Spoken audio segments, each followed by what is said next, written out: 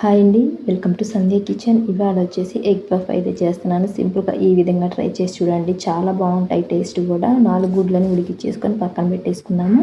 1 cup మైదా తీసుకొని రుచికి తగ్గట్టు సాల్ట్, కొంచెం ఆయిల్ వేసుకొని ముందైతే ఇదంతా కలిపేసుకొని తర్వాత నీళ్లు వేసుకొని చపాతీ పిండిలాగా కలిపేసుకొని పక్కన పెట్టేసుకోవాలి. 5 నిమిషాల తర్వాత చపాతీలాగా చేసుకోవాలి. సైడ్లు కట్ చేసుకొని 4 పీసులుగా కట్ చేసుకుందాము. చూపించిన విధంగా కట్ చేసుకోవాలి.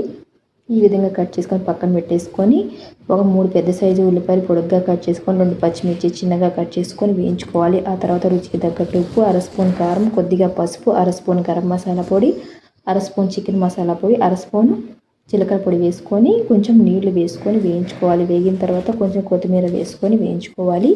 ఇప్పుడు గ్యాస్ ఆఫ్ చేసుకున్న పక్కన పెట్టేసుకున్న తర్వాత ఇప్పుడు స్టఫింగ్ అనేది మనం రెడీ చేసుకుందామండి.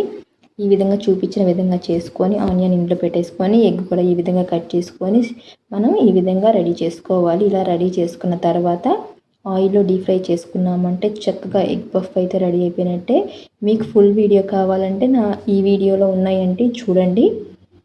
అయితే ఈ విధంగా ఆయిల్లో డీప్ ఫ్రై చేసుకున్నామంటే చక్కగా ఎగ్ పఫ్ రెడీ అయిపోయినట్టే. నచ్చితే లైక్ చేయండి, సబ్స్క్రైబ్ చేయండి.